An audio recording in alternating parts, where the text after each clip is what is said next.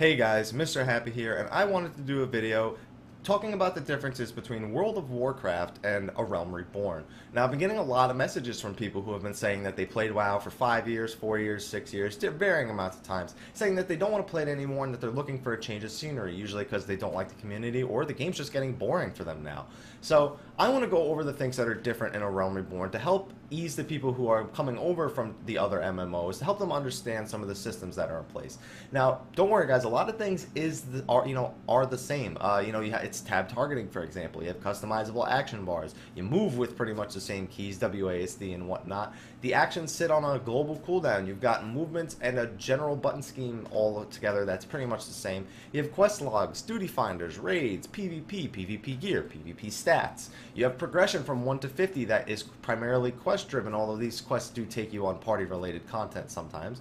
And you can make macros as varying functions. There's a lot of similarities between the games, but there are also a lot of differences as to be expected with any new MMO. So we're going to go over those differences, and hopefully it helps ease people into the idea of coming to join A Realm Reborn. So the first things I want to go over are primarily character related things. One big thing is, and this is probably the biggest thing, is that you can level every single class on a single character. That means every single battle class, every single gathering class, and every single crafting class on a single character. I know some of you people out there, you really like to have tunes that look different or maybe store your items. You can still do that if you're willing to pay the subscription fee for it. But for the most part, one character is more than enough, so you don't need to worry about being forced to make a bunch of tunes. One really big detail that I almost forgot to cover was that there are no skill trees in Final Fantasy XIV: A Realm Reborn. While you can allocate your stat points and put them into certain places that you may need, you learn abilities and passives as you level. You don't have to put points into certain ones in order to get them. Now, why would they allow you to do that? Well, there's actually a system in place that actually allows you to use abilities cross-class. You can take one class ability and utilize it on your other classes and jobs to help them fulfill their roles better. Speaking about jobs, what is a job? Well, essentially, there's a way of character advancement where when you hit a certain level, you can turn your class into a job. Now, you don't have to be a job all the time. You can still choose to be a class when you want. You have the option of equipping your job on and off. And a job essentially narrows down a general class role into a specific party role so that you'll do that job better. For example, Gladiator is technically a tank, but they can take certain damaging abilities that might not help them so much. When you become a Paladin, that's it. You are a tank, that's it. Get rid of all the stuff that wasn't working for you before. Here's the stuff that'll work for you now. Now, the game is more story driven is a big thing that people don't really see. I mean, Star Wars The Old Republic did it, and they did a very good job at making it very story driven, but I don't want people to think that the story ends, that the game ends with the story. It does not at all, and there's full voice acting for all the cutscenes in the game's story. So if you like story, definitely stick around. There's a lot of really cool things you're going to find out. I mean, it's Final Fantasy. It's got to have a good story. Now, another thing about classes I want to go back to is progression, because I did say that 1 to 50 on your first class, you can do quests. It is a primarily, linear quest-driven experience. You don't have to do it that way, but for your first class, it's pretty much recommended that you do it that way. So how about all the other classes, all the other battle classes you want to level? How are you going to do that? Well, those are primarily content-driven. You have things called fates, which are essentially dynamic events from Guild Wars 2. A little bit different than those, though. You also have you have dungeons, you have guild hests, which are essentially tutorials that give a lot of experience. You have hunting logs, and there's just a lot of content is what I'm trying to get across. You don't level through a quest, you level through content. So that's the most important thing right there. Now, you also get a bonus for already having a class at 50, and this is something that's new to us even, so don't worry too much about it. In Phase 4, we're going to get to try it out for the first time. It's a boon that increases your experience gained if you already have a level 50.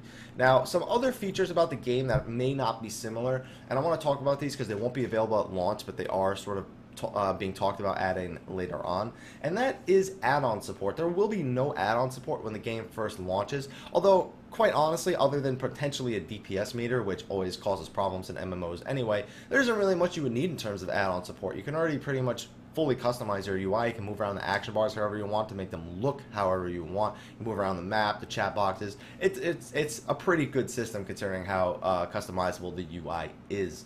Now, another thing that won't be available at launch is, and I'm going to use this in quotes because it probably won't be called this, heroic difficulty dungeons. There won't be like max level dungeons that you run through with on a heroic difficulty that were lower level ones. That's not going to be the case when the game first launches. However, they said they want to add difficulty levels for the other dungeons in the game, all the lower level ones, at some point.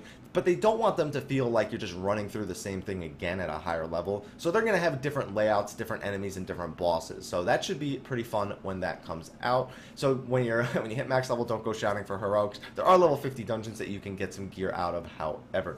Now, speaking of heroic difficulty, that means not all raids are going to have a difficulty level currently either. There are certain raids that are going to require hard and extreme difficulties, and those have been sort of set aside as very specific fights that we're going to have to do.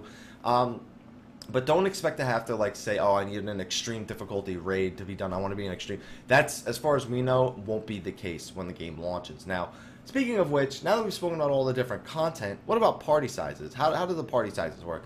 Well, it's very, very similar to World of Warcraft in terms of party size. You have 4 people, which is your light party, which is your standard leveling up, going through dungeons party. You have 8 people, which are your 8-man raids, which are essentially content that you'll work towards at first when you hit level 50 when you're working on raids. And then you have 24-man raids, which is essentially 3 full parties. And those are about equivalent to your 25-man raids in World of Warcraft. So expect similar drop rates and things like that along the lines of difficulty and terms.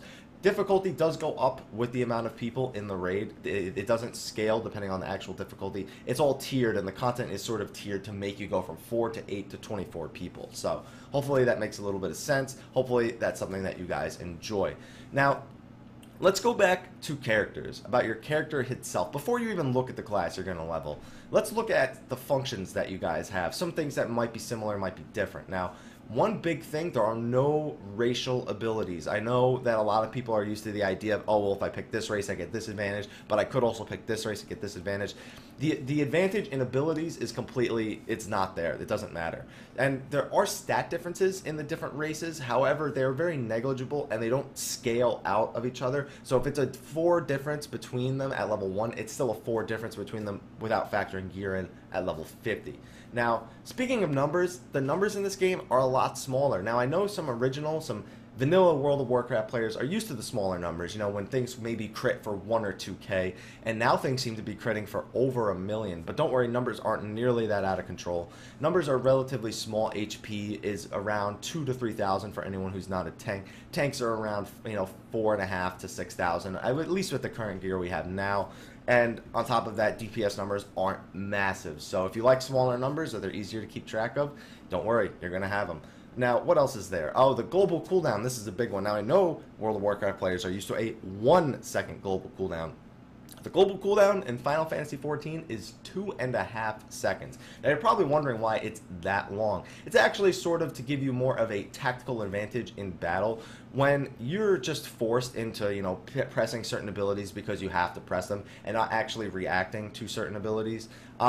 It sort of makes you feel like just pressing button as fast as you can. In this game, there's actually more thought to be had with each button press. So 2.5 seconds is to sort of give you that Final Fantasy feel where, okay, I have this window to think of my next move. And some abilities don't even sit on the global cooldown. These are usually your basic combos that sit on the global cooldown.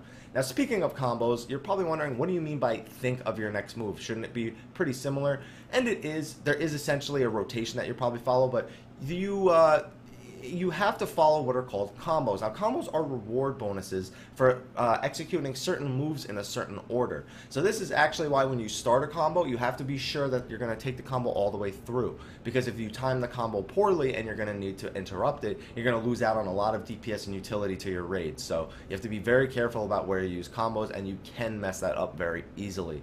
Now, there's also another type of system that you need to keep track of called the limit break. This is a party-based gauge, meaning everyone in the party generates the same limit break that one person can use to do a special attack. This special attack is usually a reflection of their role, including doing a lot of single target DPS for the melee DPS. You can do there's a lot of AoE for the caster DPS, and then there's ways to keep the party alive and the raid alive if you're a tank or a healer. You're going to want to organize how to use these when you get max level though, so don't expect it to just be an I win button when you press it. Now, We've gone over those things. Now, there's not many more changes that we really need to go over. I mean, don't get me wrong, there's astronomical amounts of changes that I could go over, but we're just looking at the core systems here to get everybody acclimated to how the combat works, how character progression works, and how the general game will feel in ways that it's different. I could go into all the different things if you would like, but I don't think that's a good video. So anyway, let's go over some of the more basic things, and I only have a few more of these, and these are really common questions. Guilds. Very common question, what are guilds in this game? They are called free companies, and they can level up very similarly, but they also get houses. So if you are wondering what a free company is, it's the guild, just keeping you up to date. Now, this is another one I get quite often, getting around. There's no flying mounts, guys, and there's no need for flying mounts. You can get around very easily using teleporters and chocobo porters, which are essentially sort of like your flight paths, but they don't fly, is the way I could think of putting it. So don't worry, guys. It's easy to get around. You don't need a flying mount, and I think some people might actually appreciate that sort of vanilla feel to the game. Now, one last one. This is the last one that I have, and it is one that I definitely get asked about a lot. No, there is not open world PvP. I know a lot of people out there sort of like the idea of going around killing low level players, or even just meeting somebody who's a similar level to you out in the field doing similar quests, and sort of just like that feeling like, okay, let's fight. I know people enjoy that feeling, but there's no open world PvP. In fact, currently in the game, there's only planned, at least for release, arena-based battles, 4v4s and 8v8s, basically straight up against each other. If they have any sort of special thing planned, I would be interested to see it, but we haven't seen it yet. They also do have some other PvP modes planned for the future, including Frontline, which is an open world PvP zone, which is essentially Grand Company versus Grand Companies. And if you're wondering about what a Grand Company is, I got videos on that, don't worry. I just want to cut this video down to this point. I think we've covered the basic differences between World of Warcraft and Final Fantasy XIV. Like I said, there's tons more differences, and if you have any questions, I'd recommend you first look over my channel, see if there's a topic you're curious about, watch the video, and then ask questions about that. But anyway, guys, hope you enjoyed this video. Please like, favorite, subscribe, and share. Also, follow me on Facebook and Twitter. I would really appreciate that. Also, if you like my YouTube channel, you can donate to it directly, or you can donate to the Save the Children Foundation. There's links for that in the description below as well. If you need more details, feel free to send me a message. Anyway, guys, thank you for watching. I hope you enjoyed this. Until next time, take care.